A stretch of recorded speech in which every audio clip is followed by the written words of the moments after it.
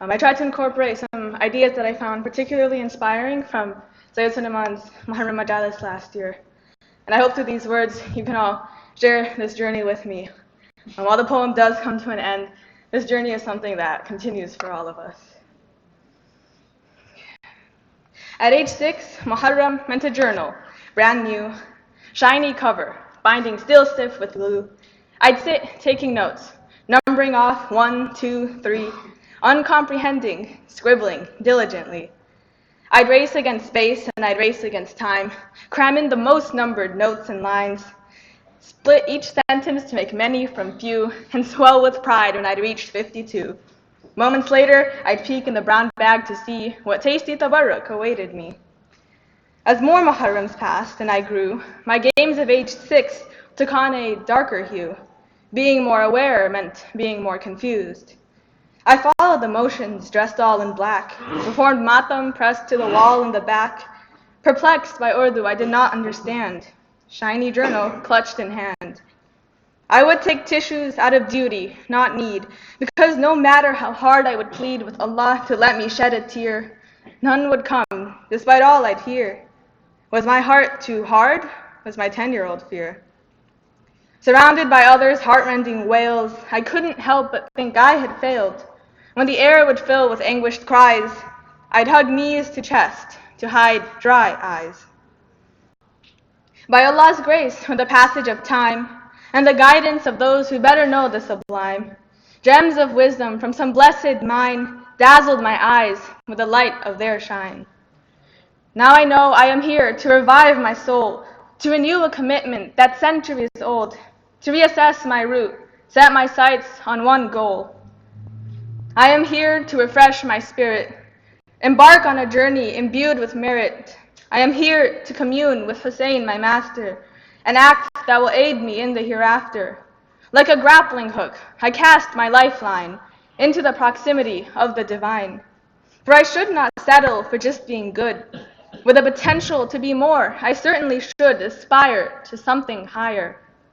Hussein is a model of divine perfection, an embodiment of Islam that, through work and reflection, we strive to emulate as we build this connection and as we climb forever in this upward direction. Hussein lived the Quran, was the Quran come alive. If to follow in his footsteps I truly strive, I too must infuse every fiber of my being with the words and the will of the all-seeing. With the aql to discern what is right, even the smallest glimmer of light can scatter the darkness of the night. Without it, even a lightning storm has no power to transform. And so I pray that on these days, through remembering Hussein, I will be able to attain upliftment from the mundane, that some deeper insight I might gain, if this bond I do sustain. For this to happen, myself I must change. This is the path that God has arranged. It is written in His decree that I move to become the best I can be. If I stay where I am, surely I will lose. For if God's blessing I do not choose to better myself, if I so choose, truly His gifts I will have abused. Over time, if my faith only stays the same, I will have no worth to my name. God made creation to be dynamic. I will do great wrong if I stay static. Justice means to put things in their due place. If I do not pick up my pace, do not crawl forth from my starting space, I incur, through inaction, eternal disgrace. Even Hussein, the best of the best, never paused for a moment to take rest. He surmounted test after test. So with God, his reward shall be manifest. And if I crave reward instead of God's wrath, I too must follow this path. A path that truly makes me better, frees me from any worldly fetter. A path that shields me from God's fire, not one that serves worldly desire. A path that reminds me my body's a trust, and so it follows that I must act with dignity and respect, choose wisely whose traits my manner reflects, so that even when dealing with the worst on this earth, I do what befits me, not what they are worth. A path that invites me to triumph more glorious than that of an earthly host victorious. A triumph of inner peace over pain, that can be achieved even by the slain. That means release from every regret that only sincerity to God can beget. This solace is God's gift to give, but it's up to us how we choose to live. God does not cast spells that bewitch and enchant. He casts seeds in hearts that are ready to plant. If it is guidance that we truly seek, through His divine guides, we will hear Him speak. Such is God's system.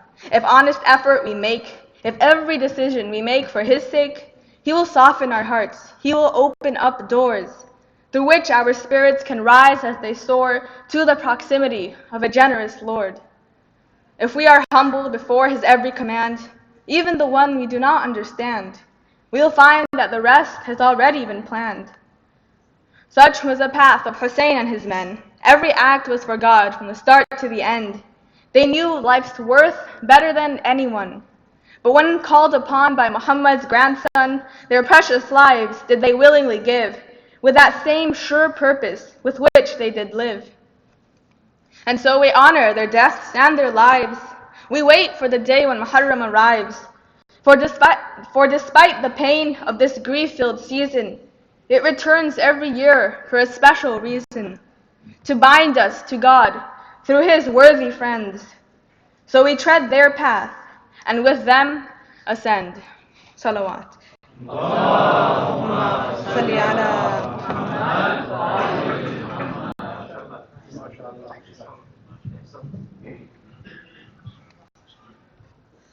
MashaAllah, that was a very, very beautiful recitation of poetry. Please join me in reciting a big loud salawat for Asiyah Arustu. Allahumma salli ala Muhammad wa ali Muhammad. Brothers and sisters,